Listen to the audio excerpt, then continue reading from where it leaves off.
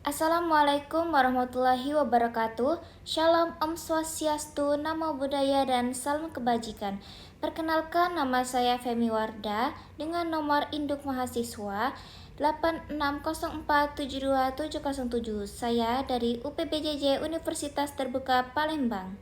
Di sini saya mendapatkan tugas 2 dari mata kuliah Filsafat Ilmu. Berikut penjelasan dari saya. Di sini, saya akan menjelaskan tentang bagaimana filsafat ilmu mengawasi dan memperkuat eksistensi keilmiahan serta nilai-nilai dalam ilmu pendidikan. Filsafat ilmu berperan sebagai landasan, pengarah, dan penilai bagi ilmu pendidikan agar tetap berdiri kokoh dan disiplin ilmu yang disahih dan bermanfaat, yaitu ada mengawasi dan memperkuat eksistensi. Filsafat ilmu merumuskan kembali apa itu hakikat pendidikan, objek kajiannya, dan batasan-batasannya. Dengan landasan ontologis yang jelas, ilmu pendidikan memiliki identitas yang berbeda dari ilmu lain seperti psikologi dan sosiologi, namun tetap berkolaborasi. Filsafat ilmu memastikan bahwa ilmu pendidikan tidak hanya sekedar metode, tetapi memiliki objek kajian yang nyata, yaitu manusia dalam memperoleh potensinya. Hal ini menjamin bahwa ilmu pendidikan tetap ada dan relevan sepanjang zaman karena menyentuh hakikat dan keberadaannya, yaitu ada mengawasi dan memperkuat keilmiahan. Melalui aspek epistemologi, filsafat ilmu mengawasi cara ilmu pendidikan memperoleh, menyusun, dan memverifikasi pengetahuannya. Ia memastikan bahwa teori, konsep, dan prinsip dalam pendidikan dibangun melalui metode yang sistematis, logis, dan dapat dipertanggungjawabkan. Filsafat ilmu mencegah ilmu pendidikan jatuh ke dalam hal-hal yang bersifat takhayul, asumsi semata, dan mendapat subjektif tanpa dasar. Ia menuntut adanya pembuktian, kejelasan konsep, dan konsistensi logis agar pengetahuan dalam pendidikan memenuhi syarat keilmuan. Mengawasi dan memperkuat nilai-nilai melalui aspek aksiologi, filsafat ilmu menelaah kegunaan dan etika dari ilmu pendidikan. Ia mengawasi agar penemuan, teori, atau penerapan ilmu pendidikan selalu diarahkan untuk kebaikan manusia, kemajuan peradaban, dan keluhuran budi. Ilmu pendidikan tidak hanya berbincang tentang cara mendidik, tetapi juga untuk apa dan demi apa pendidikan dilakukan. Filsafat ilmu memastikan ilmu pendidikan tidak menjadi alat merugikan manusia dan atau bertentangan dengan norma kemanusiaan dan kebenaran. Yang kedua, itu ada bagaimana pendidikan yang bermakna dan menilai turut memperkuat perkembangan filsafat ilmu. Hubungan antara filsafat ilmu dan pendidikan bersifat timbal balik. Pendidikan bukan hanya sekedar objek atau penerapan filsafat ilmu, melainkan juga sumber pengembangan bagi filsafat ilmu sendiri, yaitu ada memberikan masalah nyata sebagai bahan refleksi. Pendidikan yang bermakna selalu berhadapan dengan tantangan baru, yaitu perubahan zaman, perkembangan teknologi, pengesaran nilai, dan keberagaman karakter manusia. Masalah-masalah nyata dalam pendidikan ini menjadi bahan mentah bagi filsafat ilmu untuk dikaji, direnungkan, dan dicari jawaban mendasarnya.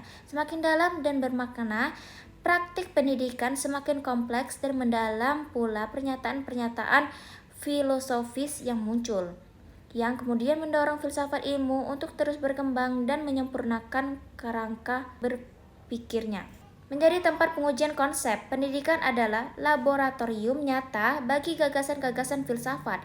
Ketika nilai-nilai kebenaran, kebaikan, dan kebijaksanaan diterapkan dalam proses pendidikan dan menghasilkan dampak positif bagi manusia, hal itu menjadi bukti bahwa gagasan filsafat tersebut keberhasilan pendidikan dalam membentuk manusia yang berkarakter dan berilmu memperkuat keyakinannya bahwa prinsip-prinsip filsafat ilmu yang dipegang adalah benar dan bermanfaat. Mewariskan dan mengembangkan cara berpikir kritis. Pendidikan yang bernilai tidak hanya mentransfer pengetahuan, tetapi juga melatih cara berpikir kritis, analitis, dan sistematis, yang merupakan inti dari filsafat ilmu. Melalui pendidikan, cara berpikir filosofis ini disebarluaskan, dipelajari, dan dikembangkan oleh generasi baru. Hal ini menjamin kelestarian dan pengayaan filsafat ilmu itu sendiri karena selalu ada generasi yang mampu merenungkan kembali hakikat dan sumber dari nilai-nilai pengetahuannya. Yang ketiga adalah mengapa filsafat ilmu dapat disebut sebagai pisau analisis, ontologi, epistemologi, dan aksiologi dalam membedah persoalan-persoalan pendidikan. Istilah pisau analisis sangat tepat karena filsafat ilmu memungkinkan kita untuk mengurai masalah pendidikan yang tampak rumit menjadi bagian-bagian yang jelas, mendasar, dan tepatnya dipahami melalui 3 pertanyaan pokok. Yang pertama itu ada ontologi. Apa itu ontologi? Ini adalah pisau untuk membedah hakikat persoalan. Sebelum memecahkan masalah pendidikan, kita harus tahu apa sebenarnya objeknya. Contohnya, saat menghadapi masalah, rendahnya motivasi belajar, ontologi membantu kita bertanya, apa hakikat belajar? Dan apakah sekedar menghafal atau mempertahankan perilaku? Apa hakikat peserta didik? Apakah wadah kosong atau makhluk yang memiliki potensi? Jawabannya ini menentukan arah penyelesaian masalah. Tanpa kejelasan ontologi, solusi yang diambil bisa meleset dari sasaran. Yang kedua itu ada epistemologi. Bagaimana kita tahu dan mendapatkannya? Ini adalah pisau untuk membedah cara dan dasar pengetahuan.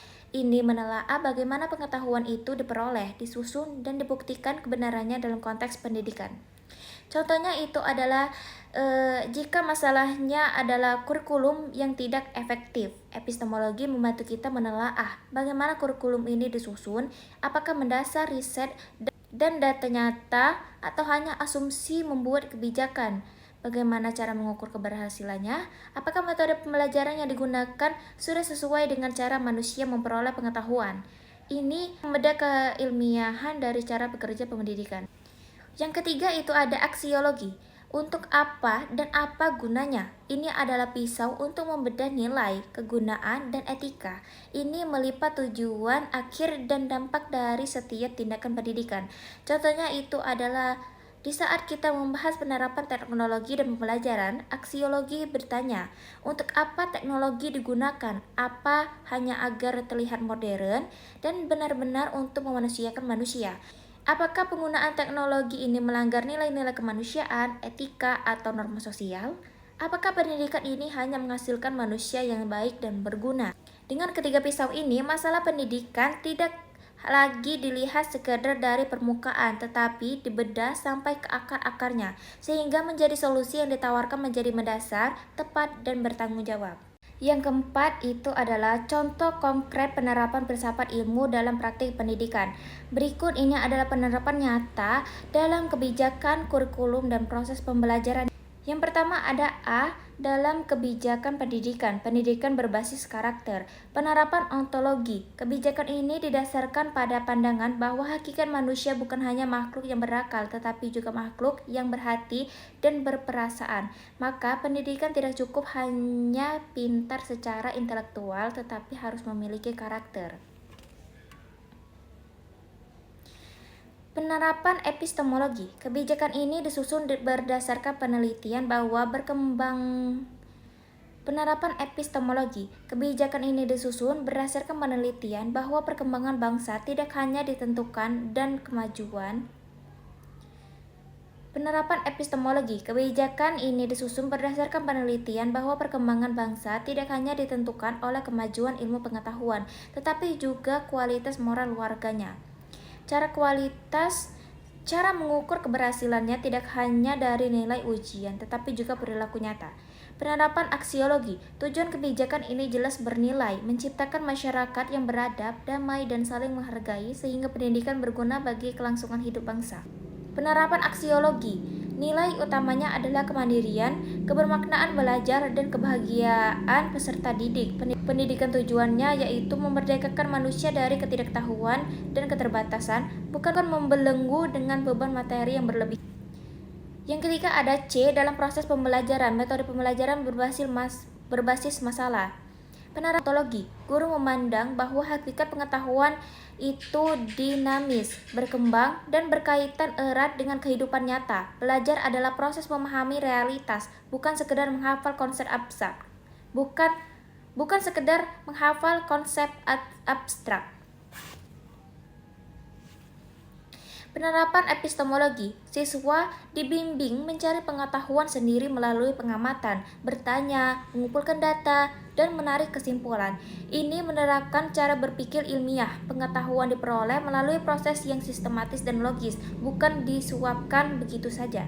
Penerapan aksiologi, pembelajaran ini menanamkan nilai kemampuan memecahkan masalah, kerjasama, tanggung jawab, dan kegunaan ilmu pengetahuan untuk menyelesaikan tantangan di lingkungan sekitar. Ilmu yang dipelajari milik nilai guna yang nyata. Mungkin itu saja penjelasan dari saya. Assalamualaikum warahmatullahi wabarakatuh.